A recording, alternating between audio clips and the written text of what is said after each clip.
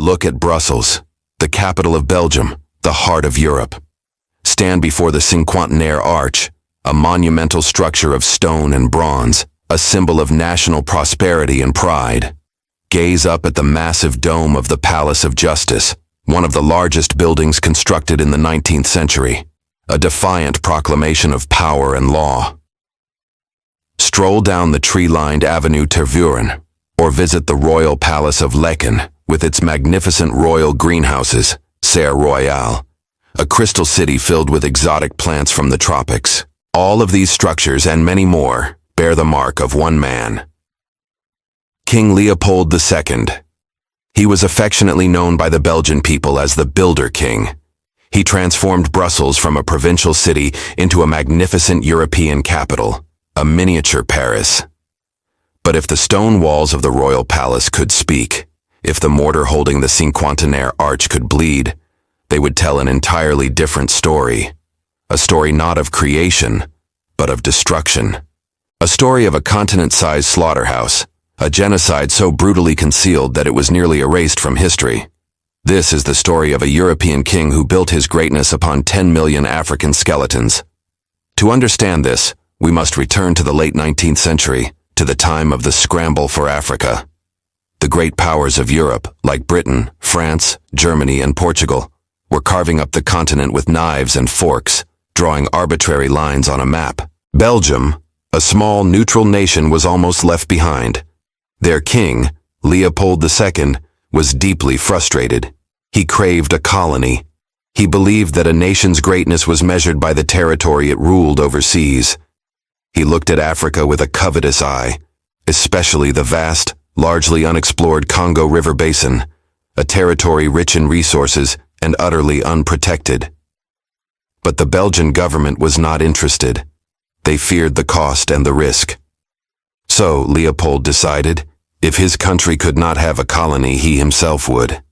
This is when Leopold II's dark genius began to shine.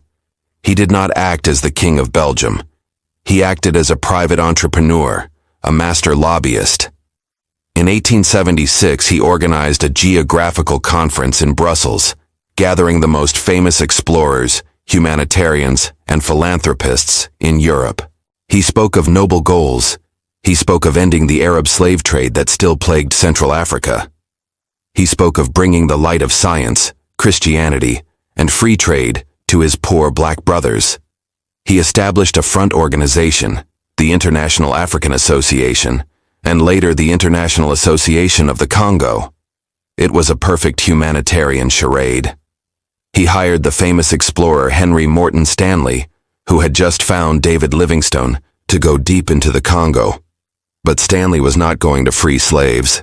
He was going to sign treaties. Stanley and his men tricked hundreds of local tribal chiefs. The mechanism of this trick was simple.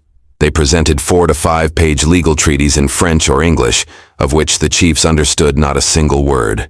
In exchange for making their mark on documents that signed away their land, resources, and sovereignty, they received cloth, gin, and cheap trinkets. The greatest deception occurred at the Berlin Conference of 1885. The European powers gathered to set the rules for the colonial scramble. Leopold, through his cunning lobbyists, convinced both the United States and the European powers. He promised that his territory would be a free trade zone for all, a neutral buffer state, a humanitarian project. And they believed him. They granted him, a single individual, total control over a territory 76 times larger than Belgium. It was given a name of cruel irony, the Congo Free State. This was not a Belgian colony. It was the personal property of Leopold II. He owned it the way a man owns a farm, and he ruled it as an absolute tyrant. For the first few years, the primary profit came from ivory. Leopold's agents slaughtered elephants on an industrial scale. But the real profit, the thing that turned the Congo into a gold mine and a living hell, came from an invention on the other side of the world. John Boyd Dunlop had invented the pneumatic tire. Soon after, the bicycle and automobile industries exploded. The global demand for rubber skyrocketed, and the Congo just happened to possess one of the world's largest reserves of natural rubber, which came from wild vines. Leopold declared all unoccupied land, which included nearly all the forests, to be the property of the state, meaning his own property. He turned the entire population into slaves. A brutal system of labor taxation was imposed. Every village, every man, had to deliver a specific quota of rubber. To enforce this system, Leopold created his own private army, the Force Publique. This was one of the most brutal instruments of terror in human history. The officers were European. But do not think they were just Belgians. This was an alliance of well-paid international mercenaries executing the brutality. Historians have counted at least 126 Italian officers, 112 from Scandinavia, and even Americans, all getting rich from the misery. The low-ranking soldiers were native Congolese or men kidnapped from other parts of Africa, often from rival tribes, armed and trained to terrorize their own people. The logic of this system was one of pure savagery. Leopold's agents in the Congo were not paid a fixed salary, but rather a commission based on the amount of rubber they collected. The pressure to maximize profit was immense. The quota system was absolute. If a village failed to meet its rubber quota, the Force Publique was sent in. The punishment was not simply a beating, it was systematic destruction. The soldiers would seize the women and children of the village as hostages, locking them in stockades where they were frequently raped and starved. The men were forced to go deeper into the jungle to find rubber. They had to work day and night, climbing high vines, often falling to their deaths or being attacked by wild animals. If they failed to find enough rubber, their wives and children were killed. If they resisted, the entire village was burned to the ground. But the most characteristic crime, the symbol of the Leopoldian regime's brutality, was the severing of hands. Ammunition was expensive. European officers worried that their black soldiers would waste bullets on hunting, rather than using them to enforce the quotas. So, they issued an order. For every bullet fired, the soldier had to bring back the evidence of a kill, a severed right hand.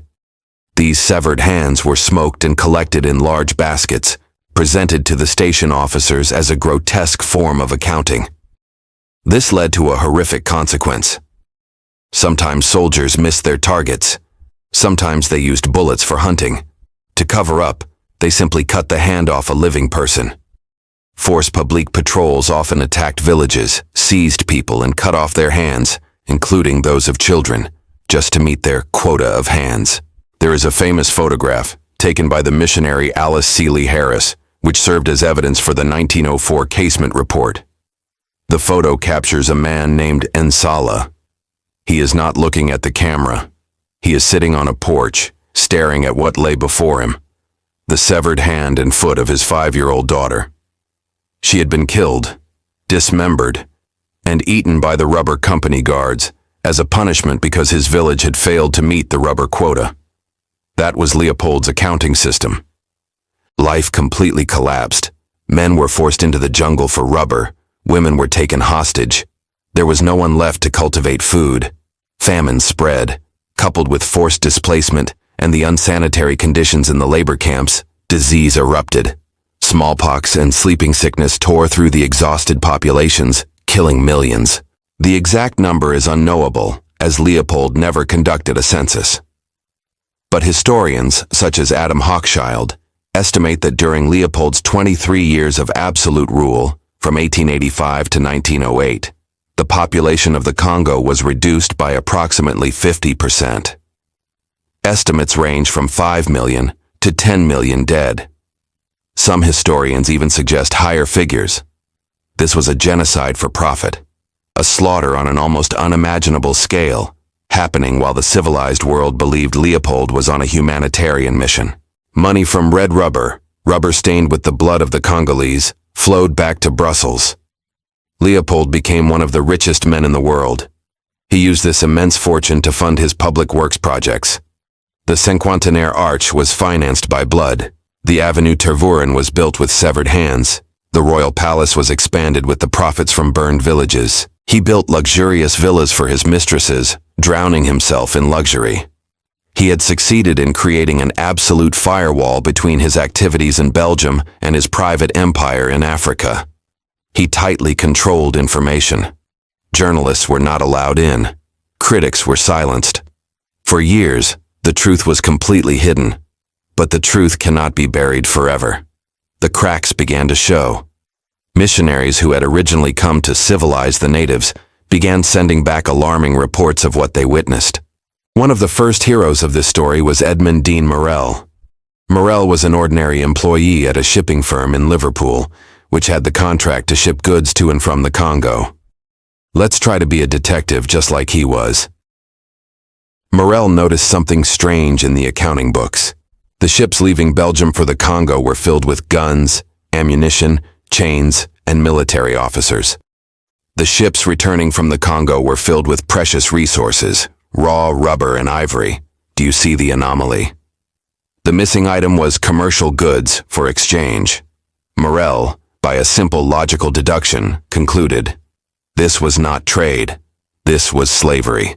Nothing was being bought. Everything was being stolen. Morel quit his job and became an investigative journalist, dedicating his life to exposing Leopold's crimes. Another key figure was Roger Casement, the British consul in the Congo. In 1903, the British government, under growing pressure, sent Casement to investigate. Casement undertook an arduous journey deep into the interior. What he found was more horrific than the rumors. He interviewed hundreds of victims. He saw with his own eyes the devastated villages, the beaten men, and the children with severed limbs. His report, known as the Casement Report, was published in 1904. It was cold, detailed, and undeniable. It caused an international firestorm. Famous authors like Mark Twain joined the campaign, writing the scathing satire King Leopold Soliloquy, in which he had the king defend his own crimes. The pressure became unbearable. In 1908, Leopold II was forced to relinquish his personal ownership. He was not punished. He was not put on trial. He actually sold his colony to the Belgian government. Leopold negotiated a substantial gift for himself for having developed the Congo, and the Belgian government also agreed to assume the massive debts he had accumulated. He had made an immense profit from his crimes and was then paid to stop. Just before the handover, a massive destruction of evidence took place. The archives of the Congo Free State in Brussels were burned. Leopold ordered the destruction of all documents related to his regime. He wanted to erase history. It is recorded that the furnaces in the royal palace in Brussels had to run at full capacity for over a week to burn all the incriminating papers from the Congo. He wanted to ensure that no one would ever know the true scale of what he had done. He died 1 year later, in 1909. The Belgian government took over, and the territory was renamed the Belgian Congo. The worst of the atrocities, like large-scale hand-severing, came to an end. But the fundamental system of exploitation continued. The Congo remained a cash cow for Belgium, just one that was managed in a more orderly fashion. Leopold's legacy shaped the Congo's future. When the country finally gained independence in 1960, it was a nation with no intellectual class, no experience in self-governance, deeply divided and traumatized by decades of violence. The painful history of post-independence Congo, with its civil wars, dictatorships, and foreign interventions, is rooted directly in the rotten foundation Leopold II had built. Today, in Belgium, this legacy remains contested. For decades, the history was whitewashed. Leopold II was remembered as the Builder King. His statues still stand in many cities. It is only recently, following global protest movements, that Belgium has begun the painful process of confronting its past.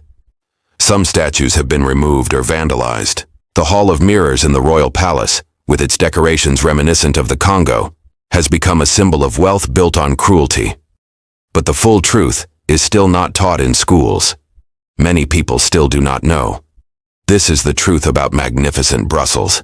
The next time you see a picture of the Cinquantenaire Arch, remember that it was not just built with stone.